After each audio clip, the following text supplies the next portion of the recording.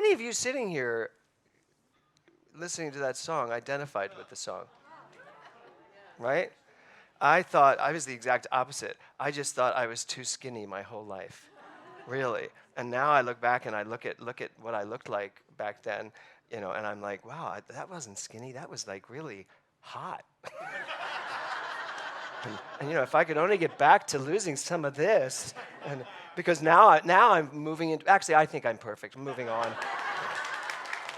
I am very happy with myself. So I always wanted to be 165 pounds. That's all I wanted, because I was always in the 150s. I always wanted to be 165 pounds, as if that wasn't good enough. And now I weigh exactly 165 pounds. Not bad, right? They're in different places than I thought they'd be, but whatever. So, Susan's song is what is, in the beginning of her song, if you realize she hit a couple of musicals. She hit Gypsy, she hit Hello Dolly. Hello Dolly, was that Hello Dolly? I think, yeah. She Funny Girl. Was Yentl in there? No. Yentl's all of those things combined. So she did what I call a mashup. And when I was listening to the opening of her song, I decided to call the title of my talk today is Mashup. If you see that the U and the P are dotted, that's because they are, meaning unlimited potential. So I want to talk about the energetic vibrations of the universe. So as you see here, there's a guy, like somebody back there maybe, who's just moving music all over the place.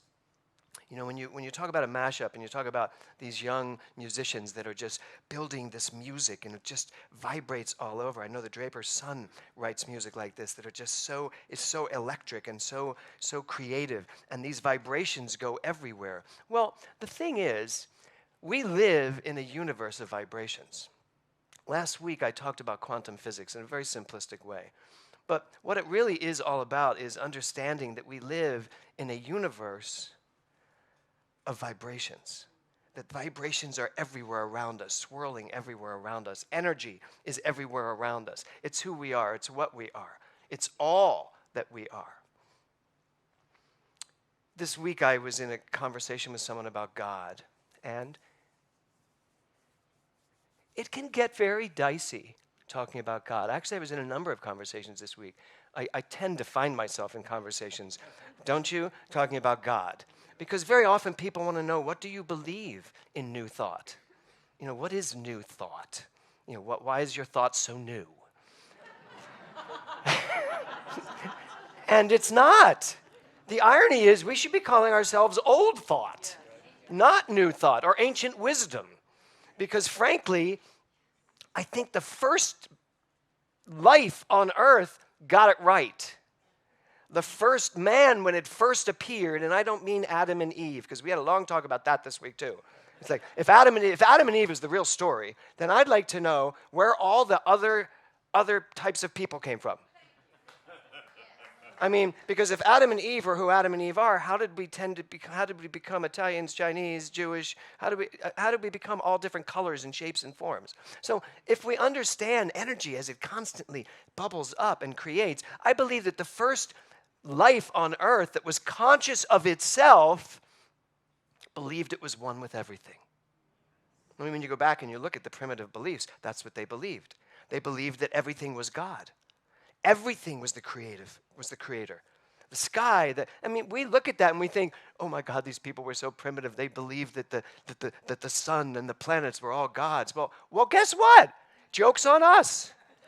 We evolved into something that didn't serve us. We evolved into something that was teaching us a myopic understanding of God, so detached from who we are that we started believing it.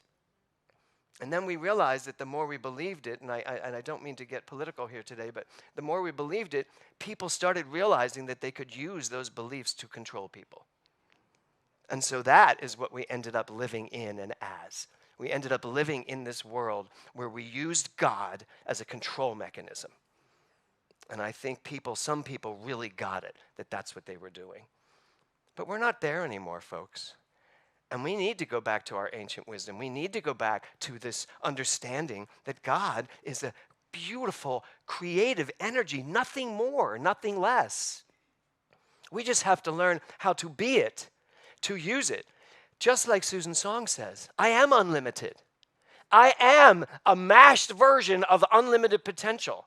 Because mashup is about the idea that all of these things come together and make something. That's a mashup. A beautiful thing, I would like to think, that musicians know how to do a mashup. Songwriters and singers know how to take songs, put them together, mash them up together, and make a beautiful creation. So what's going on for you, what's going on for me, is that we live in this vibrational world where there is all of this stuff going on, all of this energy going on, all of these ideas, these creative ideas, and it's up to you, it's up to me, to decide which ones we're going to take, put together, mash up into the music that is our life. Same thing as harvesting. Same thing as harvesting. So, last week I asked you, for this month, to start saying what you want, to put attention, pay attention to what you're creating, not unlike what Liza said, to pay attention what your world looks like so you understand how you've been using your mind, and then realize that you must have planted it to begin with. If it's there, it was in your mind somewhere. Now here's the thing, because people challenge me on this. Really? I created this? Really, I consciously created this? Well, no. Very often we don't consciously create what's going on in our lives. Did we still create it? Yes. How, though? And this is something I've never said probably this way.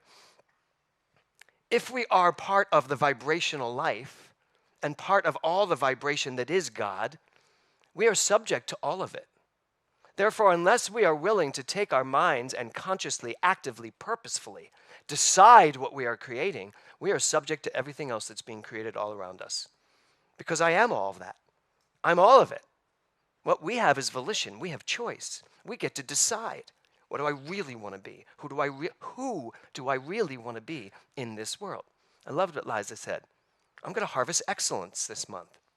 I'm going to purposefully decide to be excellent this month in all of my endeavors. And that means I have to be excellent in the way I relate to people too. All of it. So, has anybody watched the gymnastics world championships recently on the news? So Simone Biles, yeah. So she harvested 24 medals so far in her life. 24 medals, becoming the most decorated gymnast in the history of world championship gymnastics. And she was interviewed the other day, and somebody said to her, they said, so, how do you feel now? You are like the most decorated woman ever in gymnastics. And she was kind of giggling, and she just went, I just do what I do. She said, so the medals just come because of what I do. I'm not trying to get the medals. She said, I'm competitive. She said, don't get me wrong. She said, but it's not about the medals. I just do what I do. And she said, and I'm not done doing it.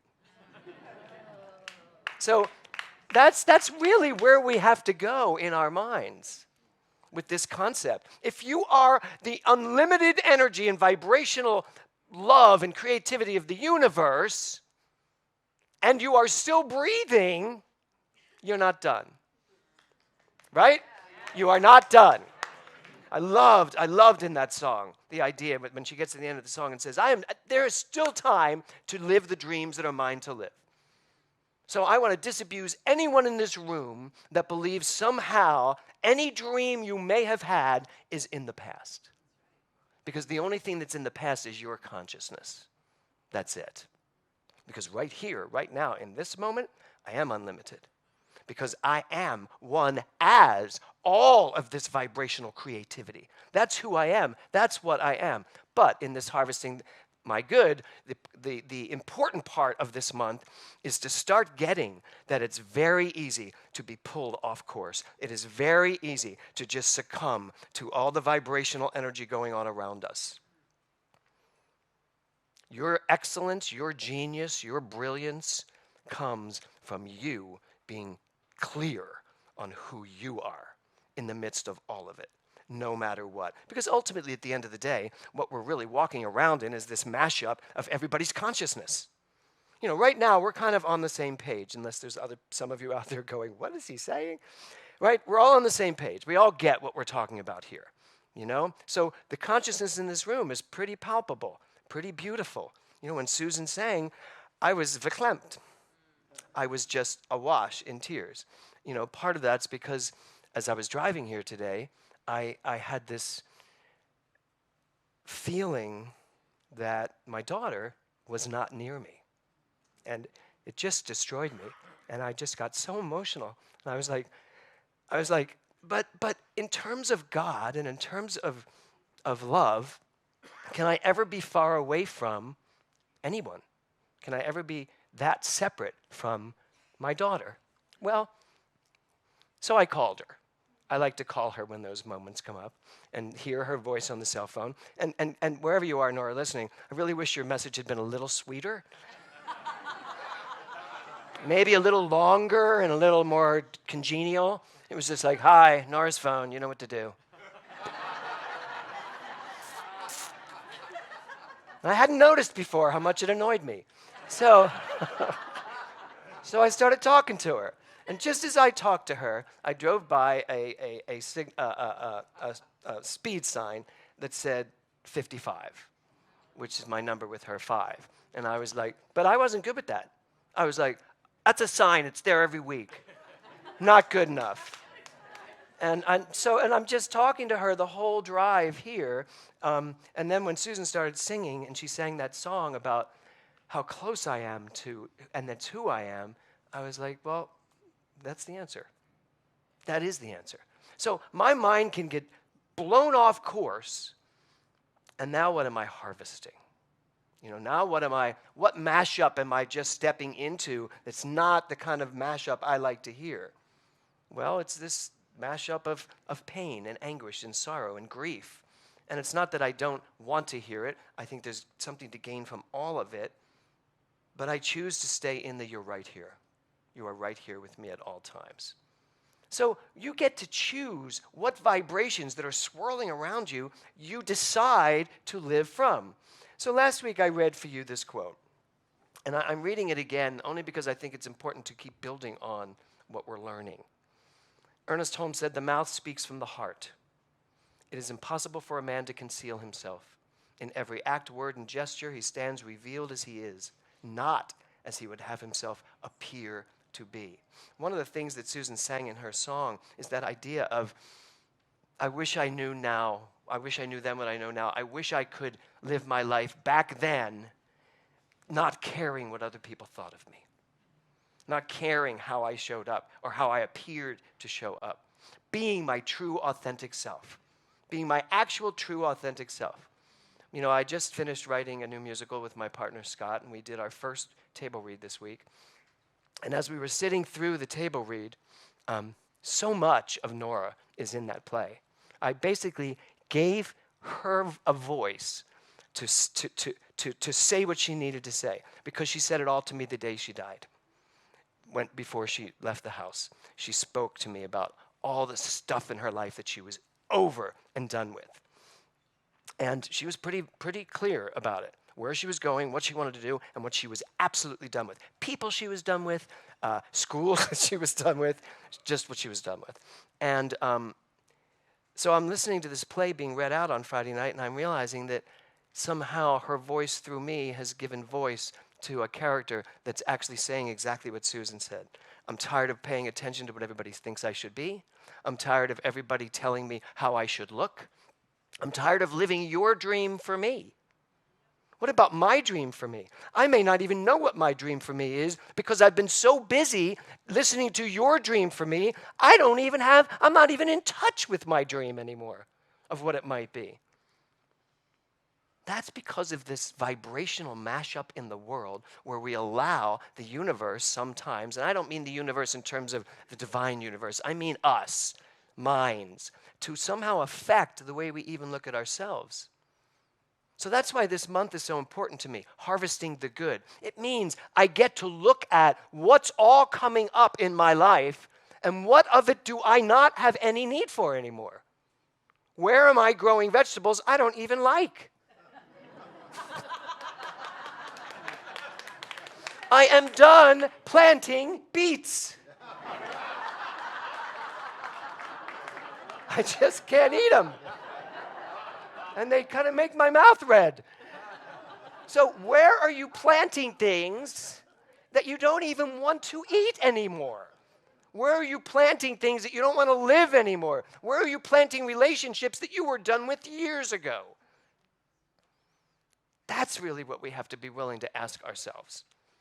It says, he finishes, he says, from the universe, nothing is or can be hidden. The very walls have ears, and the mirror of life cannot help reflecting back to us that which we say we are. And I asked you last week, so who do you say you are? And that brings me back to God. You know, I'm a minister. I chose to become a minister. It kind of chose me in a way, because I just kind of wanted to be a movie star or a big Broadway star, bigger than I even was, which I was. Small, but good. But it's still, hey, I was there. So, you know, I became a minister because it was calling to me. And I thought I would just be a minister who traveled around in between movie gigs and give little lectures to people, lecture people about what they should know. But this has all morphed into something completely different than I had ever imagined. And it's actually brought me on a course, a journey, where I am consistently challenged with this God thing. You know, it's very easy to get into religious science, understand I am God, and then suddenly feel alone. Because suddenly I've lost that God that I thought I knew all those years. And I get that. And I get that that's also the resistance people have with I am God. But I also understand that I am God is not saying I am God and you are not. Or I am God and anyone else is not. No, it's time to take God back from the religions and put it back into an understanding that works for us, that actually gives us joy, that makes us be the unlimited souls that we are. And that means we have to understand God is everything. And that's what the religions teach. God is everything. God is everywhere. You know what God isn't? God isn't judgmental, except when someone decides to be judgmental and forget that they're God. God isn't vengeful, except when people forget that they are God and become vengeful. God isn't any of those things that we consider negative. That is incorrect. God is nothing but love. God is nothing but perfection. God is nothing but what we call good. That's all God is. Constructive, never destructive. God is only destructive when we forget we're God and we become destructive. God is all that there is. And God, therefore, can be called destructive because if I'm God and I'm acting destructive, then on some level, God's being destructive in this moment. But really? No, only in this world that we live in. So really the question becomes, are you willing to put all that aside? That's what this is about, love only. Are you willing to put down your anger? Are you willing to put down all the grudges you hold? Are you willing to put down everything in you that does? I don't know about you, but for me now, when I get angry, and I do get angry, or if I get a grudge comes up or something against someone comes up, I don't feel good. I don't feel good physically. I feel it in my body when I turn away from who I know myself to be. And I am grateful for that and as annoyed as hell for that. Because it was bliss, much more blissful when I didn't know all of this. Right? Before I knew that I was actually creating my own experiences, it was really easy to just go, ooh. I think we should all do that for a second. Ready? Ooh. Wasn't that good? It just feels nice to blame something other than yourself. But now, that's the last time you can ever do that. Because now we know the truth. But the truth is that we're all good. The truth is that we are all creative. The truth is that we are all one thing going on at all times. Harvesting our own personal truth, harvesting what we believe in a world that is so mashed up right now. It is time in this world for each person in this room and online to really decide to live the truth in the face of it all. Because if one person can live the truth so clearly, so vehemently, with absolute disregard to what anyone else is telling them, just live the truth, we may find another Jesus in our midst. We may find another Buddha in our midst. We may find another Muhammad in our midst. And I believe they are in our midst. They just don't get the publicity anymore. The publicity is going to the fringes. So what if we do that this month? Really harvest what we believe. Really be clear. Do I believe this? Because if I believe this, I'd better be living this. Because if I really believe it, then nothing else is an option. I'm happy actually at the end of the day that I have a meter, that when I veer off course, I don't feel well. I'm actually happy because then I actually can come back and go, I'm not going to feel like that. I'm coming back to truth. So there's our goal this month, to really be willing to harvest what we believe. What I believe. Do I believe that right where I am, God is? Do I believe that God is this infinite creative energy that is mine to use, as Ernest Holmes said, but not only there is a power for good in the universe to use, and I can use it, there's a power for good in the universe to use. I can use it because I am it. I'm not taking something out there and using it. I am the good. I am the good. I don't have to be all this other stuff. I can be if I choose to be, but I am good. I am love. I am a creative essence. And I can choose to do and be whoever I choose to do and be. The choice is mine. The choice is yours. In this month of harvesting, grow what you want to grow. Pay attention to what you're growing that you don't need. Throw it away. Get rid of those seeds. They don't need to come back. Just trust and know that who you are is better than anything you have ever imagined for yourself.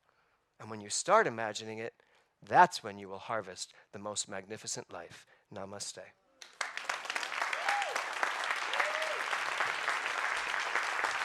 Thank you. Thank you. Thank you. Thank you.